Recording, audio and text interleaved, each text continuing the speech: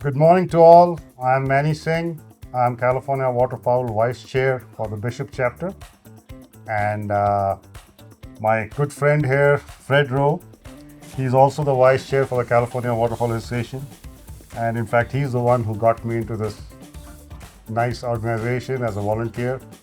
And we host our annual banquet, a fundraiser in Bishop every year in March. And this one is on 15th of March this year at the fairgrounds. And we are very proud that the local support we get every year is awesome. So, Fred, for how long have you been involved with this CWA chapter?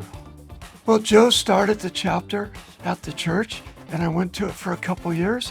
And then from there, I started volunteering. So yeah, I've been doing it almost from the ground level up on this one, which is what, 12, 13 years. Do you remember what year this is for us? This is our 80th year of CWA. But for Bishop, what year is it? Bishop, I would say close to around 17th, Yeah, something like that. 17th or 18th. Yeah, so I've been doing it for 14, 15 years. Yeah, it's a great night, opportunity to give back to the waterfowl, to my hunting, the stuff that I do.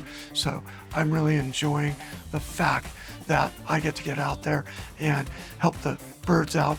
A lot of people don't realize that CWA isn't just about the ducks, but where there's a end of it that does takes care of the wetlands and marshes, which is where the birds live, are really super important. It turns out it's the filter for clean water. So that's where we get our clean drinking water, comes from that. So CWA does a lot of work to make waterlands for us, buy them, develop them, all that kind of stuff. Yeah, even locally, we do sponsor our Owens River cleanup every year, which, over the years we've been seeing the participation has been really going up and up, which we are very proud to keep our water systems clean. And the good part about California Waterfowl Association is whatever fundraising we do, the money is spent on wetlands conservation, for wildlife, for education, and to make sure our next generation gets what we inherited in this beautiful state of California. All the money which we raise stays in our state. It does not go out, and we do work right from Klamath Basin all the way to Mexico border. So yeah, we are very proud, and as I told you, our banquet is on the 15th of March. We would request local support more and more, and we still have some tables available, tickets available.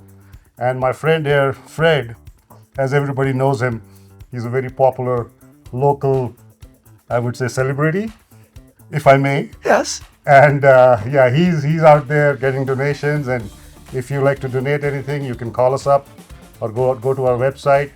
You can drop off or buy tickets from Reagan's or from Max Sporting Goods, even at the Eastern Sierra Community Bank.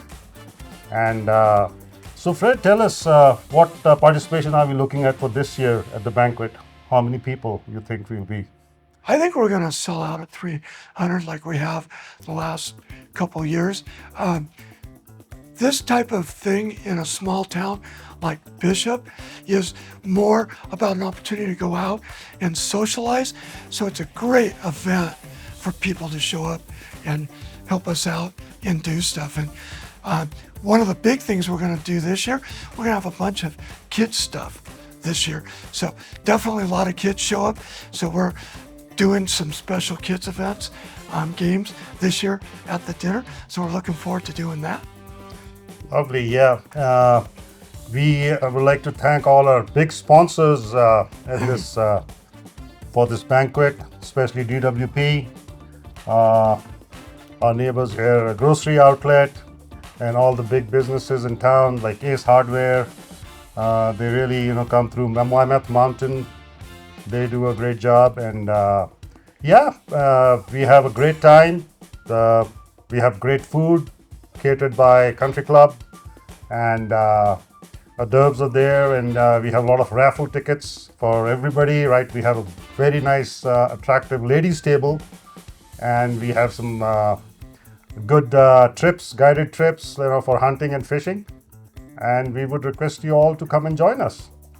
Now, Fred, as far as education is concerned, what all you think on the Sacramento level we do as far as CW is concerned? Well, I think a couple of great educational things. I talk about it all the time. CWA came out with a podcast, and that is a great thing. Made me personally very aware of all the different aspects of what CWA is involved in. They do beginners camps, what they call onset adults. So where like I got introduced to fishing as a kid, but I didn't start hunting until I was a young adult. So that's what they talk about, onset hunters. They also have kids hunter programs that they're doing, camps that they put on for the kids, which I think is totally phenomenal. One of the other things, educational programs they do, wood ducks, they're losing their habitat, so they figured out they can make boxes. So that's another great program that CWA does, is they develop wood duck boxes. So tons of educational stuff that CWA does out there that I think is just absolutely great for the public to be aware of and things they can get involved in. They also offer hunts. They have a number of properties throughout the state that you can put in for and get. And I thought one of the neat things is you can apply without being a member, but if you get drawn for the hunt, then yes, you need to become a member of CWA to do it. Yeah, and then we as a CWA, I believe we spend millions of dollars and thousands of acres in California to conserve our wetlands for the next generation. And we also do a lot of banding, if you like to talk a little bit about the banding which the CWA does. Well, I have a degree in fishery biology, so the fun part to me is when I get into the biology and start talking about ducks. So banding ducks is allow them to know where that duck was banded and where it ends up. I think what's more interesting is they do telemetry work. They call them little backpacks, but they put something on the back of the duck that doesn't inhibit their flyings, and then that information is transmitted so they can follow where it's going. And in one of the podcasts, they talked about pulling up the telemetry information for opening day of duck hunting, and I thought it was interesting. All but one duck by 7 o'clock opening morning had found refuge spots and were landed and safe. So yeah, they definitely know what hunting season is and very quickly figure it out and know what's going on. And so that's the kind of things. And then we have ducks that, travel the normal routes down to Mexico, back up to Alaska, maybe over to Russia. But then we have those weird ducks that travel all over the country. So they get to know what's going on with that stuff. So that's kind of what the banding stuff does for the ducks and for the biologists, so they can study and understand better what's going on with the birds. Yeah, I remember 2 years ago, I harvested one bird in Canada, and it was banded here in Calusa. That's awesome. Yeah, so that's great. And so our banquet, as I told you, is on March 15th at the fairgrounds. Doors open at 3:30. Dinner will be served around 5:30, and we would request you all to join us and help us again make this event a big success.